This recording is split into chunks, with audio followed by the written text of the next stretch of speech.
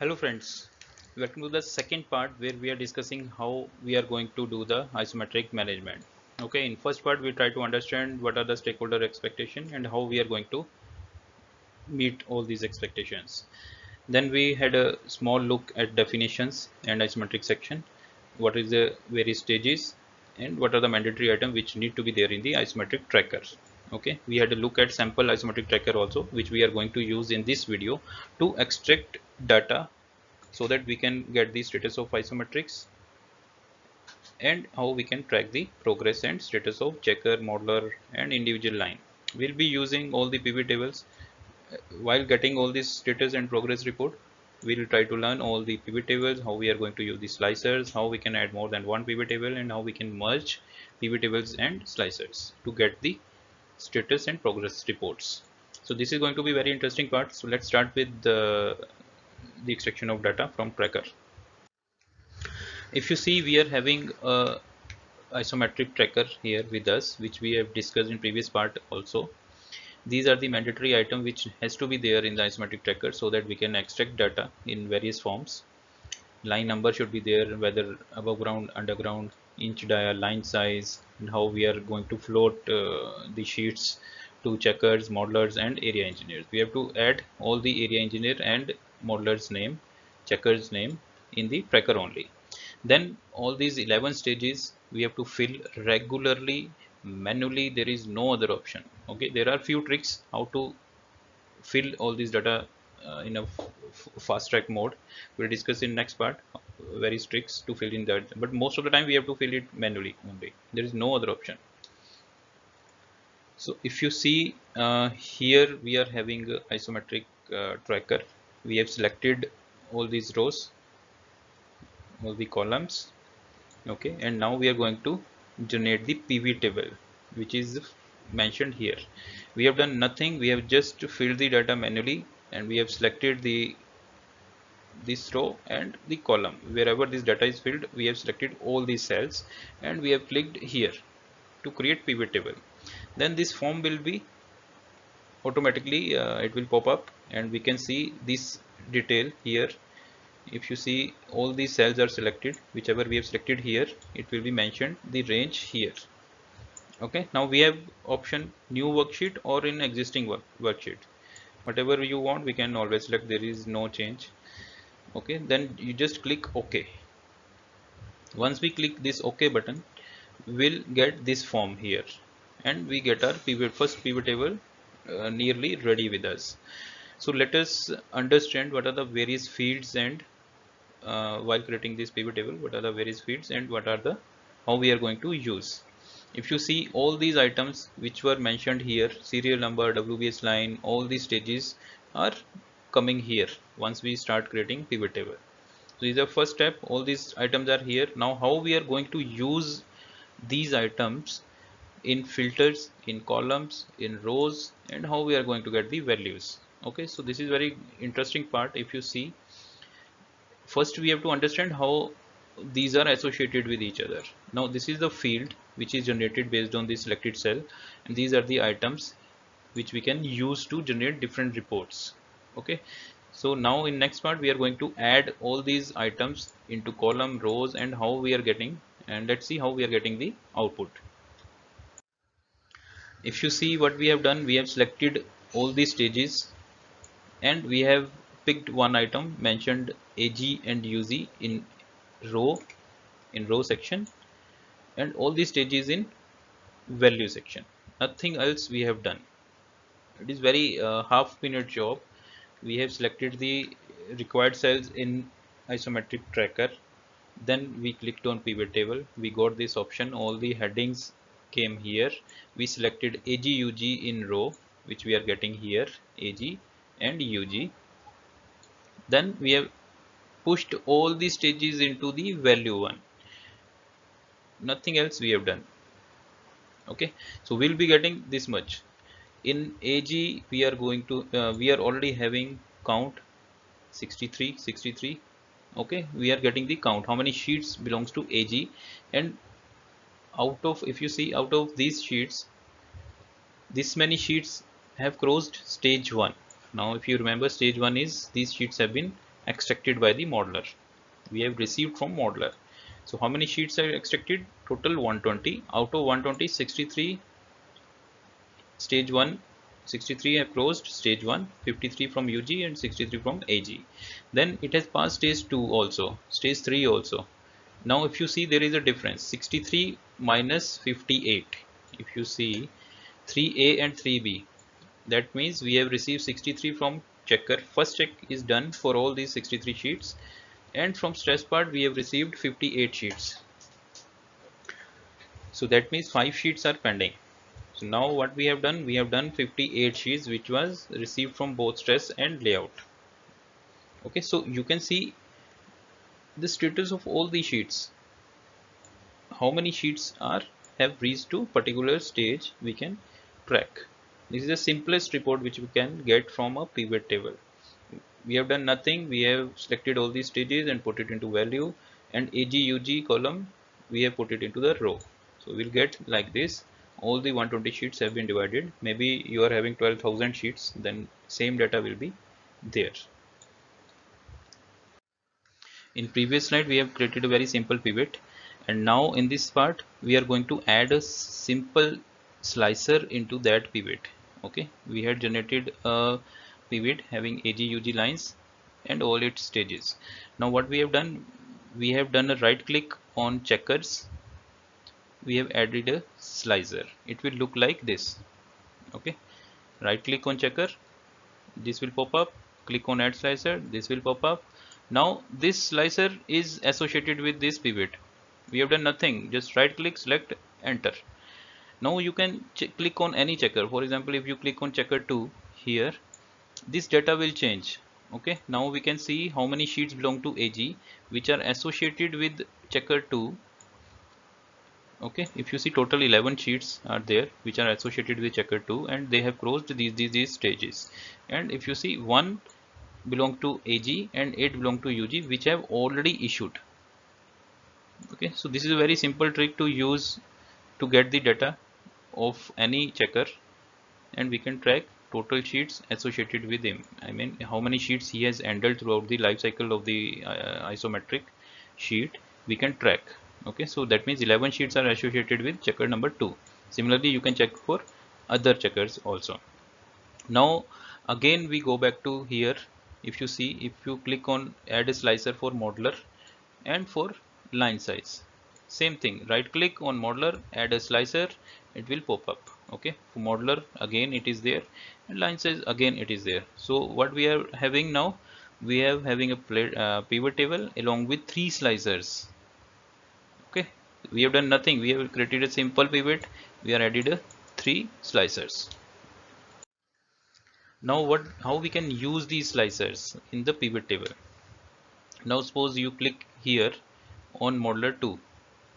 Now you know this modeler 2 is associated with checker 3, and 16, 18 inch are the sizes which are handled by this modeler 2 and checker 3.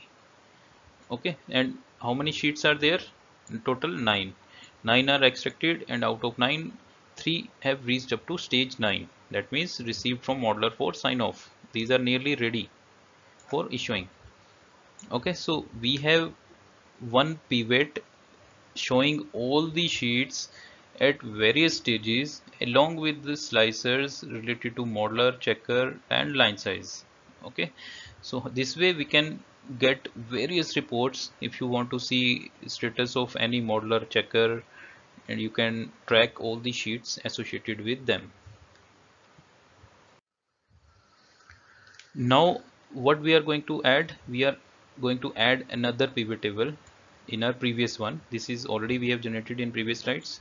Now we are going to add another pivot here. What we are going to do, we are AGUG instead of AGUG.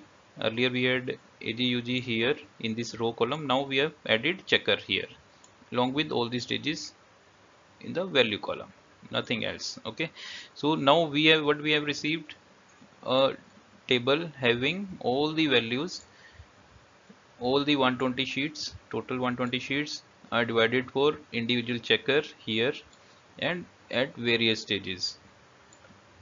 You can see in a single table for all the checkers all the sheets at various stages.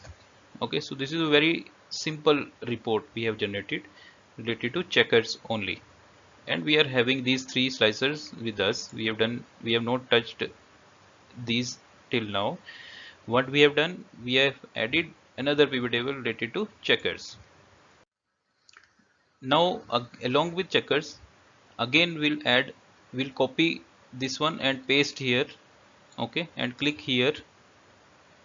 We'll have this one. Now remove checker and add modelers here. Okay, then we will be having with us three pivot tables in same page. If you see, now you have selected checker 1, modeler checker 1 is associated with modeler 1 and he is handling 24-inch lines. Here the figures have changed. Here 13 is there, but here 120, 120. So we want to associate all these three slicers to all these pivot tables. Okay, so how we can do that? We can see all the three slicers, all the three pivot tables with AGUG, checkers and modeler status. Okay, how many sheets are associated with each modeler we are having with us, how many sheets are associated with checker we are having with us, how many sheets belong to AGUG out of 120, 120, 120. Okay, now we have not touched these slicers. Okay, so this we can get very easily, three pivot tables and three slicers, nothing else. It is hardly 1 or 2 minute job to get up to this point. Now what we have done, again if you see, if we are selecting this, okay, this is changing in the first pivot, but in these two it is not reflecting, it is still showing same data. How we can merge these slicers with the pivot tables? This is very easy. What we have to do, we have to do right click on the slicer. If you see, we have selected one slicer, right click, we will get report connection and this one will pop out. This pop-up will be there and you select all these three pivot tables. So this slicer will be associated with all the three pivot tables. Simple. Then you select second pivot table, modeler one, and right click, report connection. Then this pop-up will be there. Select these three. Okay, so though two pivot table will be associated with two slicers. Then for third one again, we'll select this slicer, right click, report connections, then this pop-up will be there, associate all these three, tick tick tick. Okay, then we'll be having like this, we have to tick all these three options. So now we are having three slicers associated with all three pivot tables. Nothing we have done, we have created three pivots, three slicers, and we have associated all three slicers with all three pivot tables. Now you see, we are ready with the data.